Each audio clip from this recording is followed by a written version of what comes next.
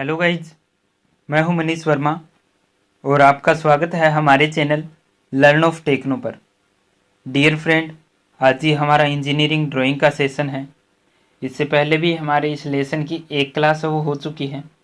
अगर आपने इससे पहले का वीडियो वो नहीं देखा है तो डिस्क्रिप्शन में लिंक मिल जाएगा, वहाँ से आप इससे पहले का वीडियो वो देख सकते हैं।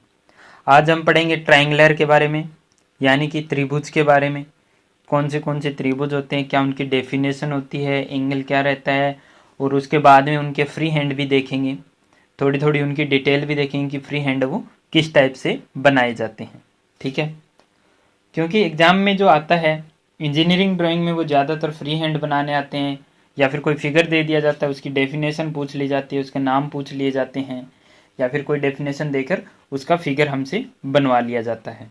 ठीक है, वीडियो को दिल से कनेक्ट होकर वॉच कीजिएगा, एंड तक ज़रूर देखिएगा। चलिए स्टार्ट करते हैं। फर्स्ट है हमारा ट्रायंगुलर। क्या है ट्रायंगुलर, क्या होता है? तो तीन सरल रेखाओं से बनी बंद आकृति त्रिभुज कहलाती है, ट्रायंगुलर कहलाती है। अर्थात समतल पर तीन भुजाओं से घिरे क्षेत्र को त्रिभुज कहते हैं। किसी त्रिभुज के तीनों कोणों का योग है वो दो समकोण के बराबर अर्थात 180 डिग्री होता है। त्रिभुज के तीनों कोणों का योग कितना होता है? 180 डिग्री होता है। त्रिभुज मुख्यतः निम्न प्रकार के होते हैं। किसी त्रिभुज को परिभाषित करने के लिए न्यूनतम तीन मापों की आवश्यकता होती है। कौन सी? या तीन भुजाएं, या फिर दो भुजाएं तथा एक कोण, या फिर दो कोण तथा एक भुजा। इसकी क्या हमें आवश्यकता हमेशा रहती है। अब अलग अलग प्रकार के त्रिभुज होते हैं, जैसे कि फर्स्ट हमारा कौन सा है? Right angle triangular. अब राइट एंगल ट्रायंगुलर कौन सा होता है? समकोण त्रिभुज कौन सा होता है? तो जिस त्रिभुज के तीनों कोणों में से किसी एक कोण का मान है वो 90 डिग्री हो तो उसे क्या समकोण त्रिभुज कहते हैं। समकोण की विपरीत भुजा को कर्ण यानी कि हाइपोटेन्यूस कहते हैं। किसको? कर्ण। इसको, ये किसके? समकोण के विपरीत भुजा। ठीक है, इसके सामने ये भुजा है, इसको क्या कहते हैं? कर्ण कहते हैं। समकोण कौन सा होता है? किसी एक कोण का मान क्या रहेगा उसमें? 90 डिग्री रहेगा। वही क्या होगा? हमारा समकोण या राइट एंगल ट्रायंगुलर होगा।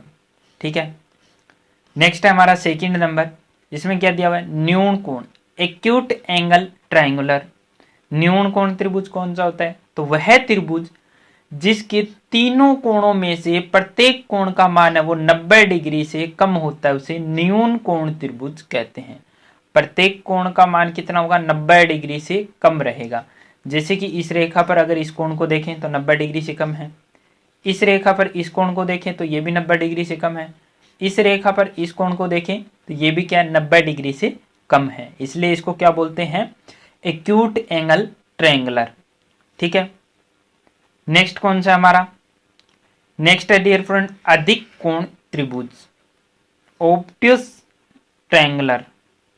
तो ये कौन सा होता है? अधिक कोण त्रिभुज जिस त्रिभुज के तीनों कोणों में से एक कोण का मान है वो 90 डिग्री से अधिक होता है उसे अधिक कोण त्रिभुज कहते हैं। किसका? किसी एक कोण का मान है वो 90 डिग्री से अधिक होता है उसको अधिक कोण त्रिभुज है वो कहा जाता है। जैसे कि इस कोण का मान है वो क्या है? 90 डिग्री से ज्यादा है, इसका भी 90 डिग्री से कम है और इसका भी 90 डिग्री से कम है। ठीक है, तो इसमें क्या है? ये अधिक कोण त्रिभुज कहलाता है। यानी कि ज़्यादा कुछ इसमें हार्ड नहीं है, बिल्कुल नॉर्मल डेफिनेशन है। थोड़ा सा दिल से अटैच होकर आपको देखना है, आपको कोई भी डाउट इसमें नहीं रहता है। नेक्स्ट है विषम बाहु त्रिभुज, स्केलनेस ट्रायंगुलर। तो ये क्या होता है? स्केलनेस, तो ये है जिस त्रिभुज की तीनों भुजाओं की लंबाई भिन्न भिन्न अर्थात असमान तथा भुजाओं के अंत कोण भी असमान हो तो वह विषम बाहु त्रिभुज कहलाता है। विषम बाहु त्रिभुज कौन सा होगा? जिसकी क्या है? भुजाओं की लंबाई है वो अलग अलग है, यानी कि असमान है, या फिर भुजाओं के जो आंतरिक कोण है वो क्या है? असमान है, यानी कि एक ही कोण नहीं है, तो वो क्या होगा? हमारा विषम बाहु त्रिभुज रहेगा। ये दोनों है, ये दोनों क्या है? हमारा विषम बाहु त्रिभुज है। नेक्स्ट है समबाहु त्रिभुज। समबाहु त्रिभुज कौन सा होता है? Equivalent triangular. अब इक्विवेलेंट ट्रायंगुलर कौन सा होता है? तो जिस त्रिभुज की तीनों भुजाएं लंबाई में बराबर अर्थात समान हो समबाहु त्रिभुज कहलाता है। जिस त्रिभुज की तीनों भुजाओं की लंबाई है वो क्या होगी, बराबर होगी, तो वो कौन सा होगा, समबाहु त्रिभुज होगा।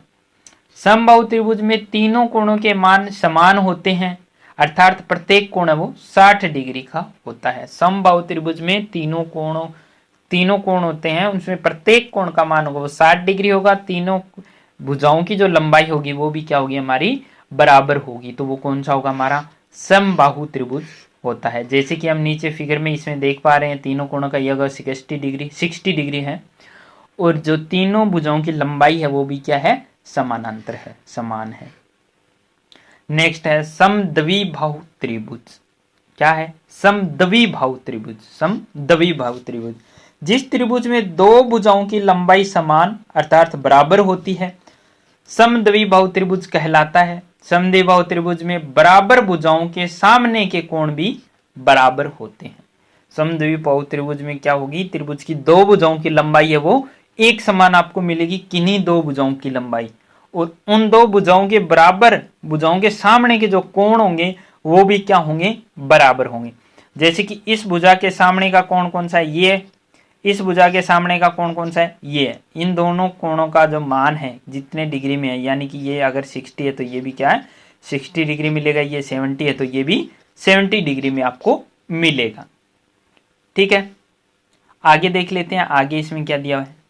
आगे दिया हुआ है त्रिभुजों की रचना, कंसंट्रेशन ऑफ ट्रायंगुलर। अब त्रिभुज वो हमें कैसे बनाए जाते हैं, किस प्रकार से हमें बनाने चाहिए, तो ये क्या थोड़ा सा माइंड में रहना चाहिए कि अगर फ्री हैंड बनाना आ जाता है, कि प्रकार के द्वारा क्या है कि फ्री हैंड कोई ट्रायंगुलर बनाओ, तब ये काम में आता है।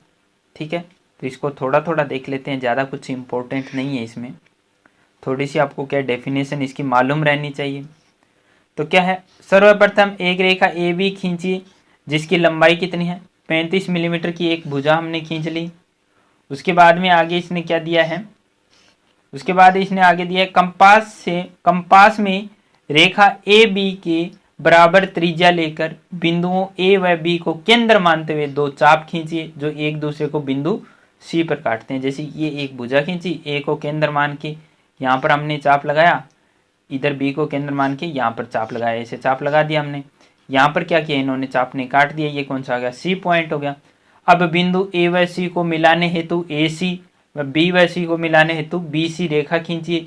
इस प्रकार प्राप्त त्रिभुज 35 मिलीमीटर लंबाई का समबाहु त्रिभुज होगा। यहाँ पर जहाँ पर मिलता है वहां से क्या, इसको 35 mm पर ये क्या बनेगा, ये हमारा बनेगा 35 mm का समबाहु त्रिभुज। तीनों भुजाओं की लंबाई कितनी होगी, 35 mm रहेगी। ठीक है डियर फ्रेंड, आगे इसी प्रकार दिया हुआ एक समद्विबाहु त्रिभुज की रचना करना है जिसकी दो भुजाएं 40 मिलीमीटर और उसके मध्यम का कोण है वो 40 डिग्री हो। तो सेम इसी प्रकार से हम बना सकते हैं इनको। इसमें क्या दिया हुआ है, सर्वप्रथम रेखा ए बी खींचिए जिसकी लंबाई 40 मिलीमीटर होनी चाहिए। कंपास में रेखा ए बी के समान दूरी लेते हुए बिंदु ए को केंद्र मानते हुए एक चाप खींचना है। जैसे कि ये एक भुजाई ए बी, उसकी समान दूरी का क्या करना है, एक चाप काटना है। ठीक है, अब रेखा ए बी से 40 डिग्री का कोण बनती हुई एक रेखा ए सी खींचनी है। अब यहाँ से कितने 40 डिग्री को कोण पे एक रेखा खींचनी है, यहाँ पर इसने काटा, ये क्या हो गया हमारा सी हो गया, जहां से काटा उसको क्या मिला दिया हमने, सीधा मिला दिया। अब बिंदु बी व सी को मिलाइए, इस प्रकार प्राप्त त्रिभुज ए बी सी समद्विबाहु त्रिभुज, ये हमारा कौन सा बन गया, समद्विबाहु त्रिभुज बन गया। यानी कि बिल्कुल ही आसान है, कुछ भी हार्ड नहीं है इनमें। ठीक है, नेक्स्ट है समद्विबाहु त्रिभुज की रचना जिसकी दो भुजाएं 40 मिलीमीटर की नहीं, दो कोणों का मान है वो 65 डिग्री हो। तो इसमें क्या कोणों का मान दिया है, तो पहले हम क्या कोण सेट कर लेंगे।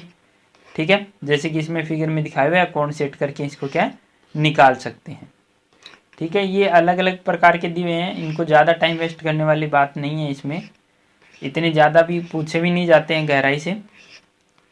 ठीक है, आगे चलते हैं। आगे हमारा आता है चतुर्भुज, तो इसको हम देखेंगे नेक्स्ट वीडियो में। आज की वीडियो में बस इतना ही। वीडियो अगर आपको अच्छा लगता है तो ज़्यादा से ज़्यादा आप इसे शेयर कर दीजिएगा, और याद रखिए हर शाम 8 बजे आपको मिलता है एक नया वीडियो, और हर शाम 6 बजे आपको मिलता है एक नया क्वेश्चन हमारे क्वेश्चन क्विज में। ठीक है, हर शाम 8 बजे और 6 बजे आप डेली विजिट कर सकते हैं। एक नया वीडियो और एक नया क्वेश्चन आपको देखने के लिए मिलेगा। न्यू क्वेश्चन का आंसर अब नेक्स्ट डे वाले वीडियो के साथ में आपको नेक्स्ट डे वाले क्वेश्चन के साथ में आपको मिल जाता है। इसके अलावा टेक्निकल जॉब रिक्वायरमेंट या टेक्निकल कोई भी नोटिस आता है उसका वीडियो भी हमारे चैनल पर मिल जाता है। तो चैनल को आपने सब्सक्राइब नहीं किया है तो सब्सक्राइब कर लीजिएगा। Wish you all the best.